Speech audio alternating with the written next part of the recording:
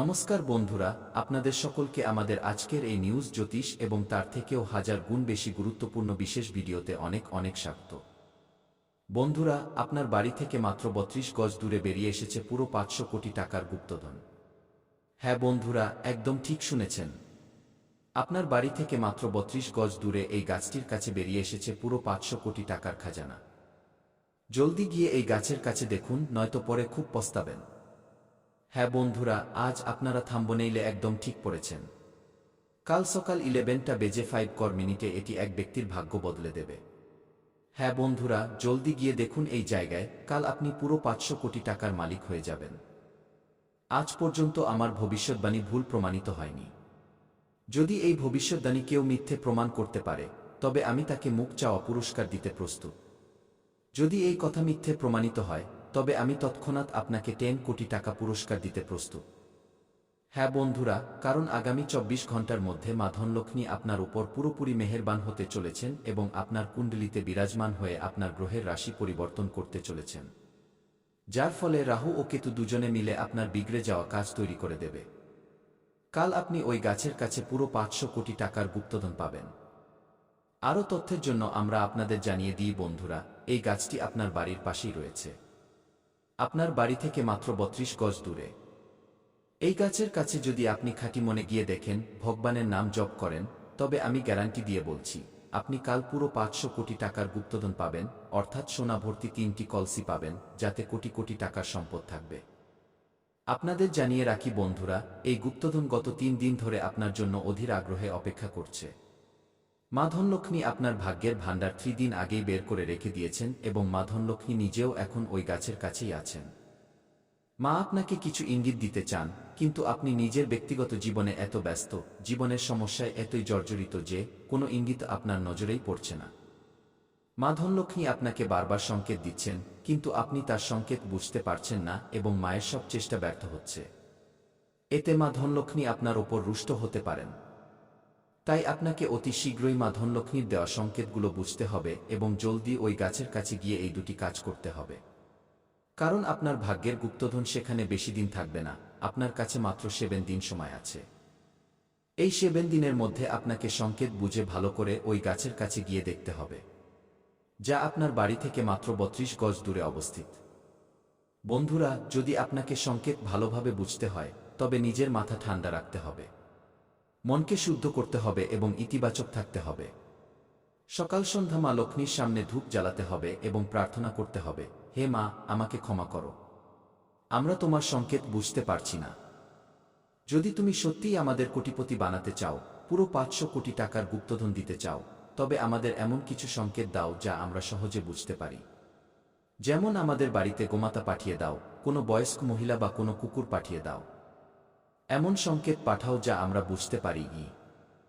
তো বন্ধুরা, বিশ্বাস রাখুন, মা ধনলক্ষ্মী আপনার ডাক অবশ্যই শুনবেন এবং আগামী ২৪ ঘন্টার মধ্যে আপনার বাড়িতে সংকেত হিসেবে গোমাতার আগমন ঘটিয়ে দেবেন। তো সব মিলিয়ে বন্ধুরা, সংকেত তো পাবেনই এবং পাওয়া নিশ্চিত, কিন্তু তার আগে আপনাকে প্রস্তুত থাকতে হবে। কারণ মা ধনলক্ষ্মীর কৃপায় ব্রহ্মাণ্ডের সমস্ত শক্তি আপনার উপর নজর রাখছে। আর যেদিন ব্রহ্মাণ্ড পুরোপুরি আপনার উপর সহায় হবে, সেদিন আপনার ব্যাংক অ্যাকাউন্ট আলাদাভাবে পূর্ণ হয়ে যাবে। বন্ধুরা, যখন আমাদের উপর একবার দেবদেবীর আশীর্বাদ বর্ষিত হয়, তখন জীবনে আর কোনো কিছুর প্রয়োজন হয় না।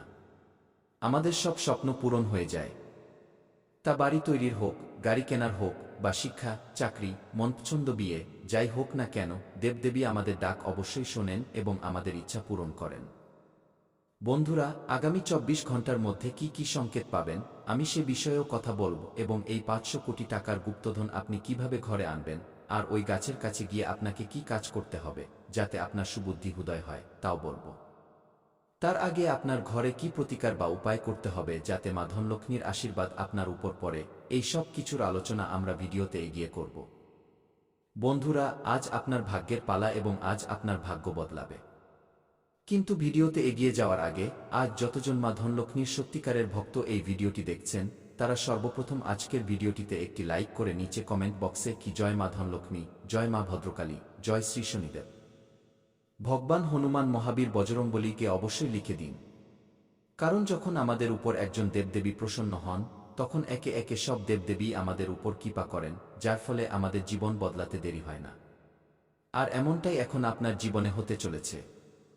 আগামী ২৪ ঘন্টার মধ্যে আপনার ভাগ্য ও জীবন খুব শীঘ্রই বদলে যাবে। হ্যাঁ বন্ধুরা, দেবাদিদেব মহাদেবের কৃপা আপনাদের সকলের উপর বজায় থাকবে। এবং বন্ধুরা, জয় শনিদেবকে লিখতে একদম ভুলবেন না। শনিদেব এই সময় আপনার উপর খুব প্রসন্ন রয়েছেন, তাই জয় শনিদেব অবশ্যই লিখবেন। দেখুন বন্ধুরা, যদি আপনার জীবনে কোনো সমস্যা বা অসুবিধা থাকে তবে নির্দ্বিধায় কমেন্টে লিখে আমাদের জানাতে পারেন। আমি আপনাদের সমস্যার সমাধান একদম বিনামূল্যে দেব, আপনাদের থেকে 1 টাকাও নেব না। দেখুন বন্ধুরা, আপনার যেটা সবথেকে বড় দুর্বলতা তা হলো আপনি মানসিকভাবে খুব দুর্বল।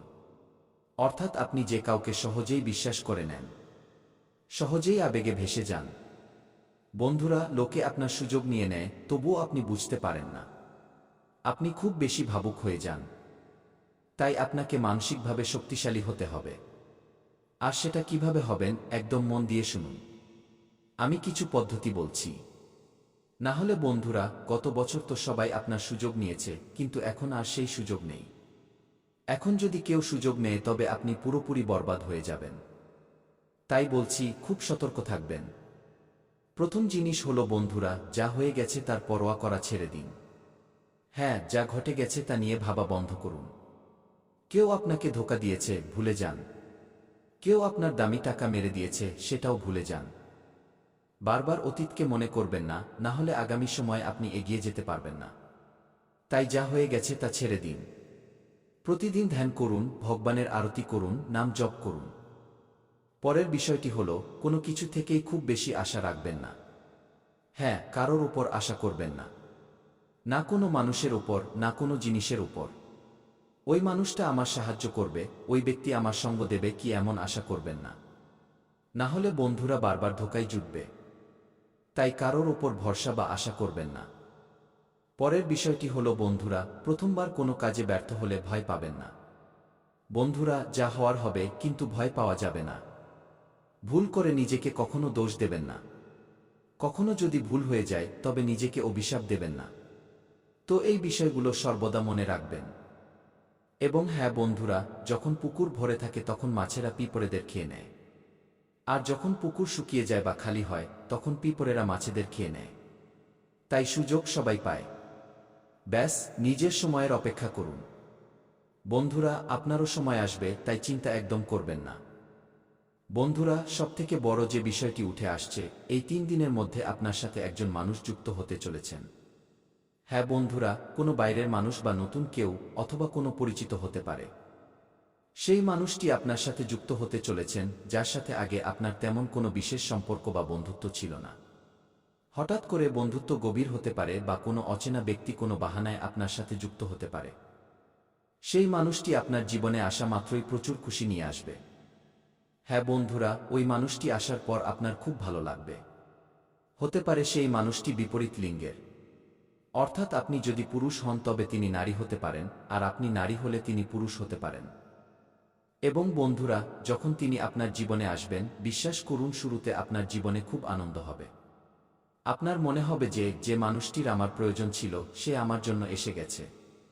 ওই মানুষটির মধ্যে আপনি সব কিছু দেখতে পাবেন, সব সুখ দেখতে পাবেন। সে সবসময় আপনার কদর করবে। আপনাকে বোঝাবে যে সে আপনার খুব পরোয়া করে, আপনাকে ভালোবাসে। তার আসার পর থেকে জীবনে সব ভালো হতে শুরু করবে। কিন্তু কিছুদিন পরেই পরিস্থিতি বদলাতে শুরু করবে। তখন ওই মানুষটিকে আপনার বোঝা মনে হতে থাকবে।